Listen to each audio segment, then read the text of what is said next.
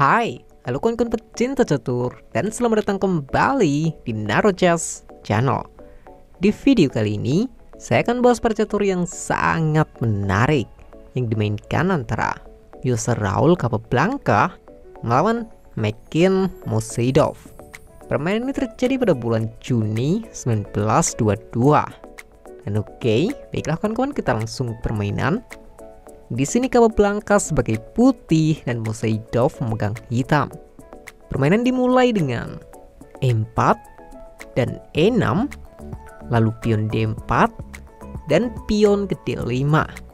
Ya, dilanjut kuda ke C3 dan tentu saja pion makan pion. Setelah dimakan kembali dengan kuda, hitam mulai mengawali pengembangan dengan kuda ke D7. Ya, tapi ini langsung dibalas dengan gajah ke D3.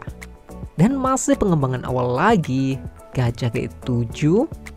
Lalu balasannya juga hanya kuda ke F3. Dan sekarang kuda G ke F6. Dan di sini Capablanca belum rokade pendek, tapi memainkan menteri ke E2 kawan-kawan. Nah, gerakan santai ini membuat hitam juga berpikir demikian. Karena dia pilih main pion ke B6 terlebih dahulu. Ya nggak salah sih. Tapi bedanya, fokus serangan Capablanca adalah pusat papan. Makanya kuda langsung membantu ke E5. Gerakan terbaik buat hitam saat ini adalah rokade pendek. Atau ya bisa tukar kuda lah. Tapi Musaidov malah ikutan nyantai dan tetap melanjutkan idenya dengan gajah ke B7. Jelas, ini adalah basic pola serangan yang hampir semua Grandmaster udah sangat hafal kawan-kawan. Apa kalian juga tahu? Yap, pengorbanan kuda memakan pion di F7. Perlu diketahui, ini adalah pengorbanan yang nggak bisa ditolak. Ya karena ada karpuan menteri dan benteng. Jadi setelah terpaksa raja memakan kuda, lanjut kuda ke G5 skak. Dan ini juga sama aja gerakan paksa. Karena jika raja ke G8, menteri akan makan pion dan akan terjadi skakmat. Atau jika ke F8, ya kuda makan pion skak ster. Jadi oleh karena itu di sini raja ke E8 dan setelah tetap kuda makan pion mengancam menteri. Di sini walaupun posisi hitam udah sangat jelek, tapi lebih mendingan jika menteri pergi C8. Nah, tapi masalahnya Musaidov memilih menteri ke B8 kawan-kawan. Dengan gerakan ini, kuda nggak jadi mau makan pion, tapi justru manfaatkan kesempatan ini dengan pengembangan gajah ke F4.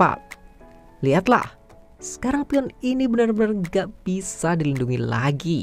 Mau gajah D6 atau D8, kuda akan tetap makan pion double skak. Atau saya analisis aja ya, karena ini hanya partai mini. Baiklah, anggaplah di sini gajah ke D8. Yang akan terjadi tetap kuda makan pion skak. Mau raja F8 atau F7, jawabannya tetap gajah ke D6 atau menteri ke E6. Ya anggaplah raja ke F8 lah. Gajah ke D6 skak. Gajah nutup menteri makan skakmat. Jadi tinggal dua pilihan lagi. Tapi mau kemana aja? Jawabannya juga sama. Menteri ke E6 skakmat. Nah, sangat simpel kan? Karena jangan lupa ada peran kunci pada skakmat ini, yaitu gajah di D3. Yes, dia sangat aktif pada diagonalnya yang membuat raja nggak bisa meloloskan diri.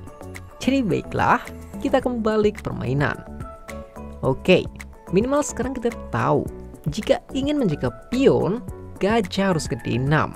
Itu pun saya rasa nggak ngaruh karena setelah kuda makan double skak, gajah makan gajah juga gratis. Ya tapi setidaknya itu lebih mendingan lah dibanding gerakan hitam kali ini kuda ke D5 kawan-kawan. Fix kalau ini hitam udah nggak ketolong lagi kan. Ingat, raja nggak bisa gerak, jadi udah pasti menteri ke H5 skak dan langkah paksa pion harus menutup. Ya nggak tanggung-tanggung pengorbanan menteri skak dan masih gerakan paksa pion makan menteri. Lalu jelas berakhir dengan gajah yang makan balik skakmat. Ya, skakmat yang simple dan elegan. Tapi sebenarnya, partai seperti ini udah banyak sekali terjadi. Jadi ini seperti hafalan aja kawan-kawan. Mungkin ya hanya variasinya aja yang beda, tapi pola serangannya akan tetap sama. Dan kenapa saya buat video ini? Ya biar kita juga sama-sama hafal pola ini. Ya, dan oke lah kawan-kawan, sekian dulu video kali ini. Semoga videonya bisa menghibur dan partainya bisa bermanfaat. Dan salah kata, saya mohon maaf. Salam just lovers, terima kasih.